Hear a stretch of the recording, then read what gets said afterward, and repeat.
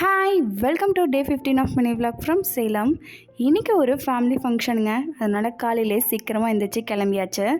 ஊர்லேருந்து வந்து ஃபங்க்ஷன் போகிறது, ரெஸ்ட் எடுக்கிறது, ஃபங்க்ஷன் போகிறது, ரெஸ்ட் எடுக்கிறது, இப்படி தான் கேப் விட்டு நான் பண்ணிகிட்ருக்கேங்க. லிட்ரலாக ஃபங்க்ஷனுக்கு போய் நான் ரொம்ப டயர்டே ஆகிட்டேங்க. இந்த ஃபங்க்ஷனுக்கெலாம் ஒரு எண்டே இல்லைன்ற மாதிரி ஆயிடுச்சு.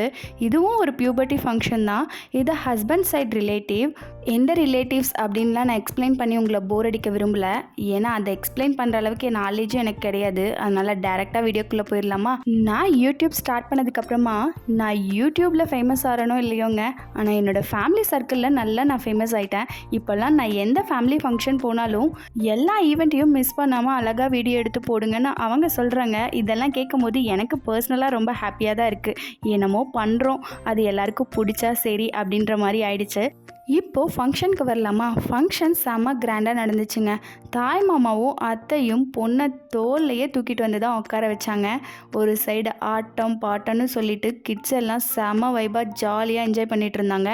பியூபர்ட்டி ஃபங்க்ஷன்னா என்னங்க, தாய்மாமாவோட சீரு தான் மெயின். அதுவும் அவங்க என்ன பண்ணாங்க, என்ன கொண்டு வந்தாங்க சீர்லாம் அப்படின்னு சொல்லிட்டு எல்லோரும் உட்காந்து காசிப் பண்ணிகிட்ருப்பாங்க.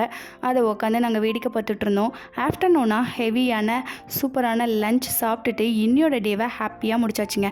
நாளைக்கு இதே மாதிரி வீடியோவில் பார்க்கலாம். அது வரைக்கும் பாய்.